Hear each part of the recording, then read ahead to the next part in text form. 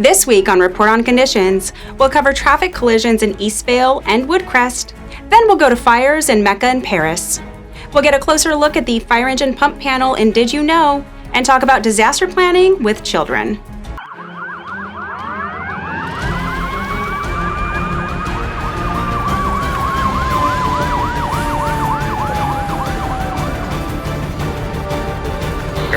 Stand by for reporting conditions.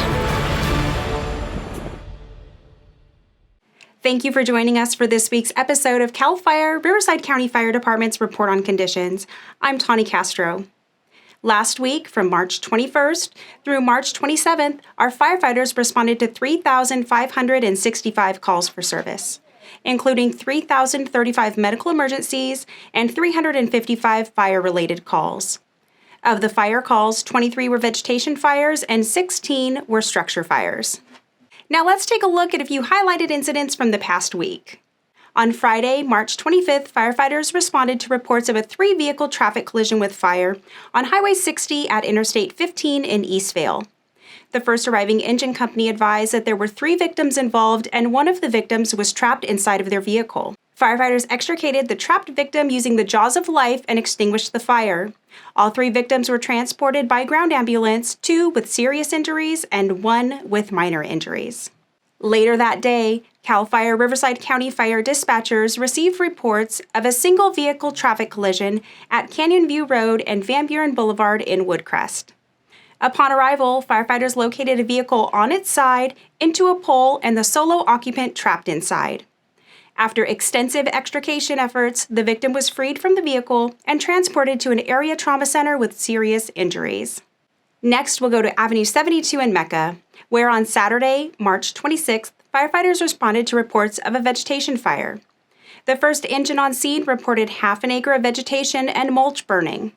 The forward spread of the fire was stopped at just over 42 acres, and firefighters remain on scene for heavy mop-up.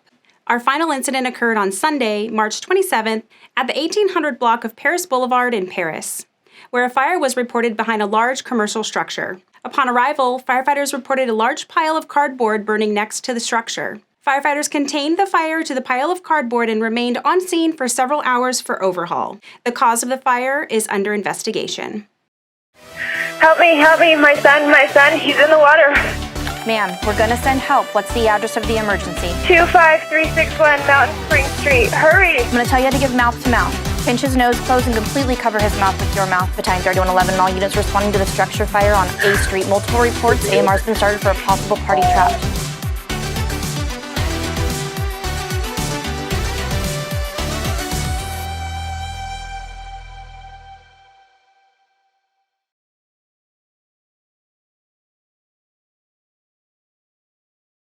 Earthquakes, wildfires, floods, these can all be very scary for children. Help them to feel more at ease when dealing with these disasters by helping to prepare for them. Find the tools to help you and your family prepare at ready.gov. Be prepared, not scared.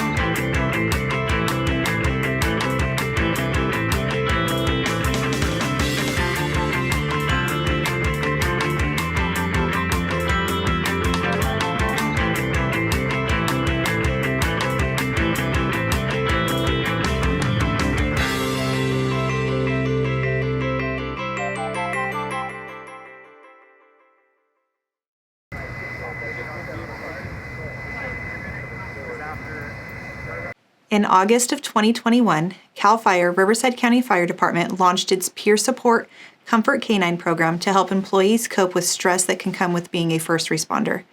Let's take a look as Golden Retriever Henry, an Australian Shepherd Star, accompanied by their handlers, visit with employees at Riverside County Fire Department's headquarters. My name is Steve Booth with CAL FIRE as their Peer Support Comfort Canine.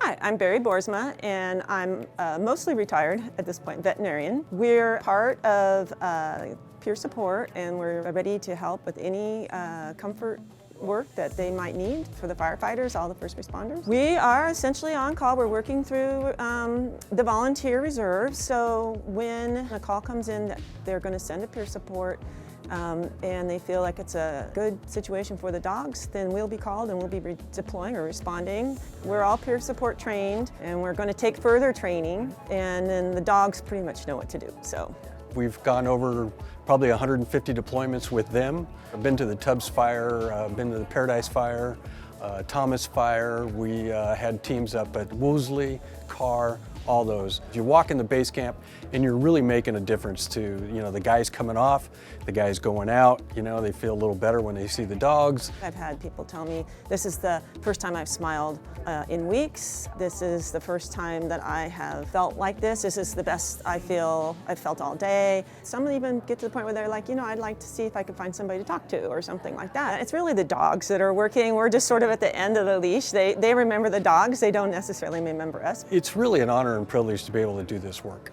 It's always an honor. It's just an honor to be there and to provide whatever comfort, breath of fresh air, patting the dog, always smiles, things like that. It means everything to me now at this point.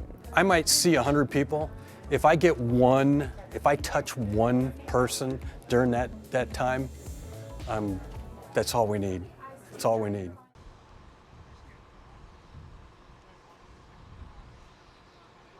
I'm Engineer Matt Carrillo, and this is Did You Know?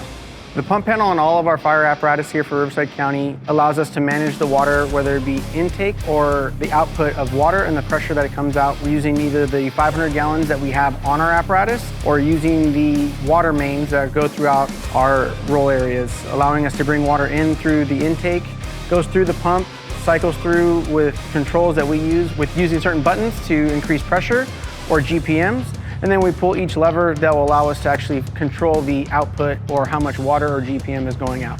To ensure the constant water flow, we actually hook up to a fire hydrant, whether it be wharf heads, fire hydrants. My primary responsibility as a fire apparatus engineer is to get water to the firefighters who are making entry into the building or to the fire attack. That's going to do it for this week's Report on Conditions. To stay up to date on current incidents as they happen in Riverside County, be sure to follow at CAL FIRE RRU on Twitter, Instagram, and Facebook. If you captured any pictures or video of our firefighters in action, please send them to us at rrupio@fire.ca.gov. From your CAL FIRE Riverside County Fire Department Public Affairs and Community Education Bureau, I'm Tawny Castro. Thanks for watching.